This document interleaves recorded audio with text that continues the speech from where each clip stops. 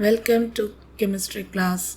In today's class, we'll discuss the theory questions 2 mark, 3 mark in metallurgy.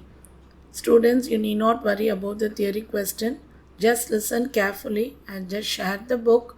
I'll just mark the keyword, just learn along with me. So, what are the possible 2 mark and 3 mark question from metallurgy? First question, differentiate between mineral and ore. When we go to the book, the first page itself, we have the answer. What is a mineral?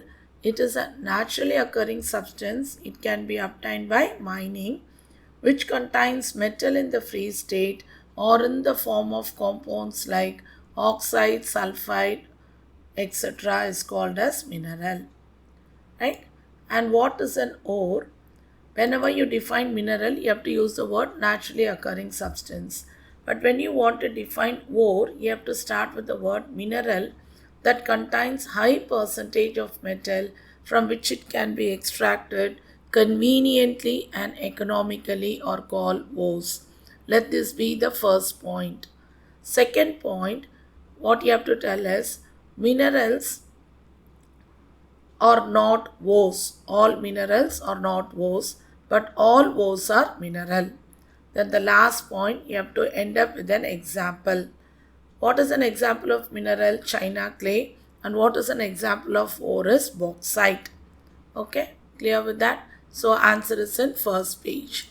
So what is the next question? Define gangue and the slag.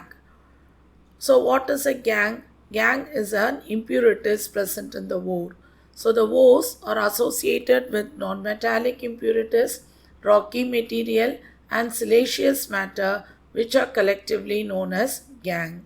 And if you want to define slag, it is a fusible substance formed by the reaction of gangue with the flux. Always remember, gangue, in order to remove gangue, you have to add a substance known as flux. Gangue plus flux gives you the slag. Coming to this, another question. What will include one more question? What are the steps involved in the metallurgical process? Let this be the eighth question. Steps involved in the metallurgical process. Steps involved in metallurgical process.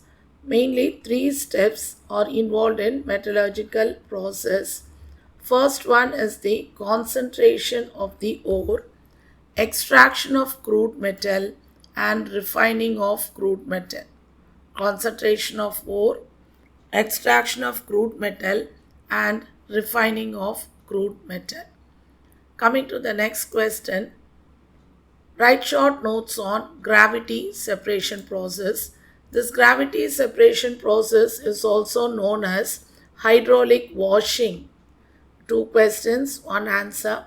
Hydraulic washing. What do you mean by hydraulic washing as well as gravity separation? Both are same. So what is hydraulic washing? 3 points you have to write it. In this method, the ore having, what is the principle behind it? In this method, the ore having high specific gravity is separated from the gangue having low specific gravity. Ore is having high specific and gangue is having low specific gravity. For this process, you have to take the ore, it should be crushed into a finely powdered form and you have to wash it with the current of water. Lighter gangue particles are washed away, leaving behind the concentrated ore. 3 points alone, that's enough to write. Ore is having high specific gravity, gangue is having low specific gravity and it is removed by washing with running water. Ore is crushed to a powdered form and it is washed with current of water. Gangue particles are washed away. Example, oxide ores such as hematite, tin stone and native ores such as gold. That will do for 3 mark question. Define calcination. So what do you mean by this calcination is you have to convert the ore into metal oxide. So here let it be a simple method. In this method, the concentrated ore is oxidized by heating it. Instead of excess of oxygen, you have to write it as absence of oxygen in a suitable furnace below the melting point of the metal. If you refer my previous video, you can see this example for calcination. Already we have discussed CaCO3 gives you CaO plus CO2. Concentrated ore oxidized by heating it in the absence of oxygen in a suitable furnace below the melting point of the metal. Coming to the next question, which type of ore is concentrated by froth flotation? Give two examples.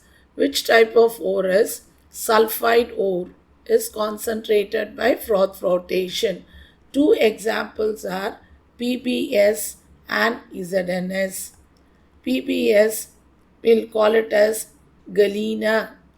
ZNS will call it as zinc blende. Zinc blende.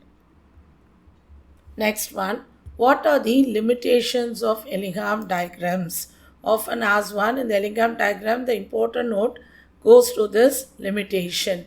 So as we all know, this Elingham diagram is a plot between Gibbs free energy and temperature. So what is the limitation of Elingham diagram? It is based only on thermodynamic consideration. It gives information about the thermodynamic feasibility of a reaction. It does not tell about the rate of the reaction and other reaction that might be taking place. That will do for the first point, based only on thermodynamic consideration and about the thermodynamic feasibility, and it does not tell anything about the rate and other side reaction. And delta G interpretation is always based on the assumption that reactants are in equilibrium with the product, which cannot be always true. Always the reactant cannot be in equilibrium with the product, which is not always true. Since it's a limitation, you have to carefully mention the word not wherever it comes. Coming to the last question of metallurgy is the process known as liquefaction. What do you mean by liquefaction? What is the principle is impurities with high melting point is purified from the metals having low melting point. Impurities with high melting point is separated from the metals having low melting point. What are the examples of liquefaction for metal? Tin and lead. Tin and lead. What is the process? Take the crude metal, place it in a sloping floor, heat it above the melting point. In the absence of air, pure metal melts and flows down while the impurities are left behind. 3 points will do. It is employed to remove impurities with high melting point from metals having low melting point. Example, tin and lead. In the process, crude metal is heated, placed on a sloping floor and is heated above the melting point. In the absence of air, pure metal melts and flows down while the impurities are left behind. Hope you can understand. More than this, they haven't asked any 2 and 3 mark question. So watch my first video, you have the equation from this chapter, and in this video you have the important 2 and 3 mark theory questions, and in the next video I'll just teach you all the 4 important 5 mark questions which can be asked in this unit. Have a drive, have a positive attitude, just recollect whenever you learn any new concept, keep going forward. Thank you.